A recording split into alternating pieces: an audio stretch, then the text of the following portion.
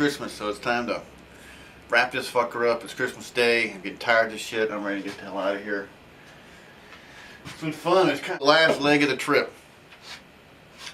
I can't paint anymore. I'm just sick of it. It's getting cold again. It's hard to paint when it's cold, and it's just. So one of the things about going on this trip over there to this round trip around the South, that I got to go by someone. I had to meet somebody that I've never met, but I've known for a really long time. And he's actually one of the first quote sane people I've met on the internet, and that's the Georgia Red Mud painter, Stephen Chandler.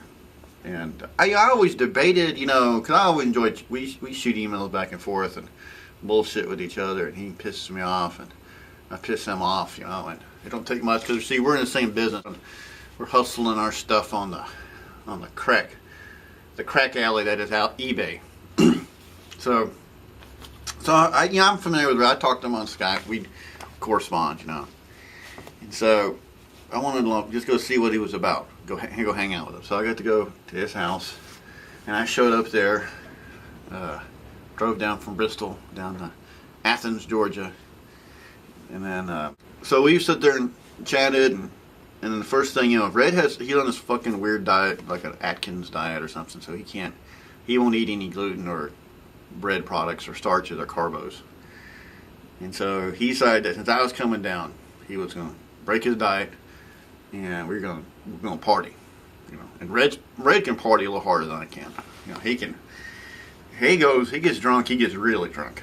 And so I showed up there. He had a 6-pack of Natural Light for me, which is really nice. And then we cooked out and did some brisket or something, But what the hell was that? Ham or something. What was it? Steak? It was nice. That was all it was. That's all dinner was. Steak and lettuce.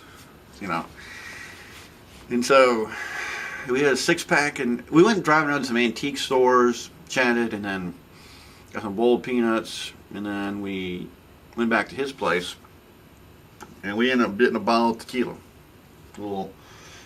It's like right over here. We just say. And so we got this bottle of tequila, and then I had a 6-pack, he had 3, I had 3. And they were going to go out to Athens after we ate. And we wiped out a good chunk of that tequila, And then we went to Athens. Both had a Guinness. And then I remember we shared a picture of, was it Dos Equis, or I think it was Dos Equis. Yeah, it was Dos Equis, and then we had another picture of Miller Lite. And then he said, on the way back, he gets 2 4-pack tall boys of this stuff called Crispin liquor, or it's like 6 apple cider or something, I don't know. And he drinks 5 of those fucking things. I was like, God damn. I mean, I had it tasted alright. I like the taste of it. Heck, I can only drink. By that time, I'm done. So, it was about midnight. And I think he plowed on until about 3 in the morning. So we're in the basement there, and it was funny as shit because I'm just trying to sleep and go to bed, and he's watching. What I realized he likes to do is he likes to get on YouTube and watch, guitar people play. He plays the guitar, so I guess I didn't ever really watch guitar guys do, but they like to get drunk and observe other people playing guitar and study their wrists and stuff like that. And he got on there and started playing this video. I must have heard at least 5 times that night, over and over. It was something, I think it was L.R. Burnside, Jumpity Jump something, or something about fishing or something like that. And he shows him playing his guitar. And then he started going on about, he also had the Ustream Live on, and thank God nobody was on that to see that, because it was dark. And all I could hear is just the music videos, him picking and blabbing on about stuff. And then it just seemed like, if he was watching that, because he got on this one, who was this opera singer? I know you'll embed it. Red will probably throw a link down to it. It was this female, 1960s black Motown singer singing the song Feelings. The song Feelings? And it's like a 30-minute long song. Because he's narrating, explaining the song, singing it a little bit, and then explaining the song, kind of schizophrenic, reflective, about what the song means and the dramatic punches to it. And he's telling me it's the best thing he's ever heard.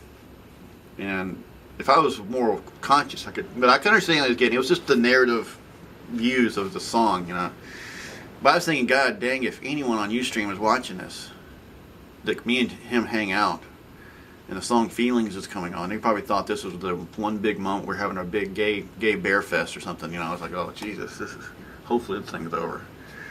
So eventually he passes out, not throughout punching me and getting riled up over shit, you know, and ranting about shit.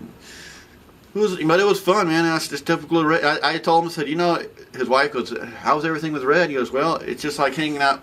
I'm just like hanging out with him on Skype, but I can't push disconnect. You know, it's on. You're in there. This is you know, it was fun. I had a great time. And here's some, you know, he had some footage about explaining some of the paintings he made. Mainly this one, he brought some of his collection. Here's some footage of it. Oh, you want to know the inspiration for Folk Art Daryl? The real inspiration for Folk Art Daryl was this painting here I got at a junk store. Oh, yeah. That's Daryl the coal miner. We named him Daryl the coal miner. I thought you made that. I bought it for $4 at a junk store up near Commerce. Do you still have the original the stuff off of eBay? Remember that stuff that I showed you, the gay hairdresser? Yeah, I'll show you that. I never saw those. But think about who painted this. Bad. I like this painting a lot. Who painted that? But what's so funny about it is they said, okay, Daryl, they said, okay, Daryl, I want you to come home from work tomorrow and pose. And so Daryl came home and he posed. And then they're like, wait a minute, ain't something right. Oh, Daryl, turn your headlight on. So he turned his headlight on and they painted the headlight. I like this shit here. If I'm telling you this, if I sent that to the Museum of Bad Art in Boston, that would probably go. They would put that on the cover of something. I think they would. There's this painting here. I mean, it's not done yet. I gotta keep working on it, make the face look good. But it's supposed to be me and Red. It's one of the ideas I sketched up. We were down in Athens, Georgia, hanging out on the downtown area, and this homeless guy comes up, and he's trying. This homeless guy's trying to sell his shit, you know, like cassette tapes, you know. And me and him me and Red, like looking at this guy, and we were both drunk, you know. And we both told this guy, quit selling this shit and start selling folk art. Just, man, he had these cassette tapes, you know, he'd probably lifted or had from somewhere, and it was like one of them was like Chopin's classic, you know, like he was trying to tell us that this was good white people music, and had this cassette, and he was like wanting $1 for it or something, and I told him, I go, oh, good, you know. So we said, why in the fuck, you know. So we tried to argue with this guy, and eventually we told him to quit selling this stuff, just go grab some cardboard and some pencils and start drawing chickens or something, start doing folk art. Probably sell a hell of a lot more than those than he would fucking cassette tapes. And so that's what I did, this painting based on that, you know. It's me and Red Mud. Me and Red Mud arguing with this guy. And this thing will be done eventually. I'm just burned out. He like had a little cassette tape here, and he's like going, well, here, try to buy this. And we're Chicken George and Red Mud trying to convince a black homeless guy to drop that cassette tape, pick up a pencil, and paint.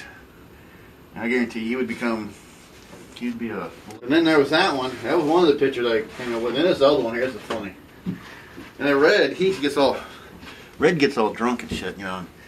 This other guy comes up, another homeless guy, and Red buys a knife off of him, a little pocket knife. And so I had this thing where he bought the red. Well, then he turns around, he sticks the pocket knife at the homeless guy, like points at him.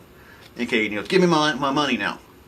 And he's holding the homeless guy up, you know, and the homeless guy the guy just jumped up and goes, oh, what the fuck, you know, like, now because Red was sitting in this thing, he looked like he's handicapped or something.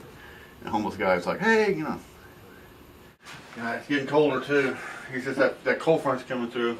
Controversies and, you know, all this crap. You know, through all the players in this zone and whatnot. And, Red's always been, there's one or two qualities about Red Mud that superseded. Red was totally into the internet, totally on eBay posting constantly. And saw it as a game. You know, saw it as a game that he's done a really good job at it. You know, way better than I ever did. And so he's you know, but he also had the side of just being kind of hoster, you know, coming up with all of these comical scenarios and playing games and fucking with each other and doing stuff. And so, yeah, and I've known that dude since 2005, was that right? 4 or 5 in that zone. So last night, the last party. Last night in my original home studio, you know, I added a couple of things here. Look, I painted a chicken up there, and one over here, 2012. I don't know. You know, who knows? I can live in a building like this. This is something I want to build out in West Texas. It's construct. That's why I might reappear out in the desert again. Old Red. Yeah, a lot of the whole. The whole premises of getting on YouTube to begin with. You know, it was started from Red Mud and the Folk Duel. And I was in an apartment over there in San Antonio. And you know, the goal of it was really to just try to out-geek each other. You know, like who was more folk. And it's meant as a comedy routine. You know, it's meant as something that, you know, we take this stuff seriously. And who are these crafter geeks, and, you know, hippie music art fair goers? Who are they to corrupt the great name of country? What does country mean? You know, country music or the country scene. It's just gotten so foo-foo and silly, and you know. And so me and Red just had this natural aversion to it. And so does Eric Maximus to a degree. You know, he's redneck art. But me and Red have the bluesman curse to a degree. So we like the black, centrical, kind of like voodoo-esque type attitude, you know, and it should have something that should have a little bit of a sinister, having a little bit of an edge to it. That's important, you know. You can't just be totally making this happy-go-lucky shit kind of art, you know. My last Lone Star for the night. Real limited. Well, I can't drink anymore. I don't think there's anything here to drink. Fuck it. So yeah. So this kind of brings us to the second to last piece, you know, about Old Red. Red, one of my favorite story he told me about when he started getting all cleaned up, you know. Second bucket of chicken. He told me a story that he went and got a bucket of chicken and ate it, and he went back there and got another, came back and ate it, and he had so much indigestion. And that was it. He just went over he just power binged himself through 2 buckets of chicken. And that was it. That was the breaking point of physical exhaustion. Physical pushing himself as an addict. A food junkie. He's a food junkie. I'm a food junkie too. You know, I like food junkies.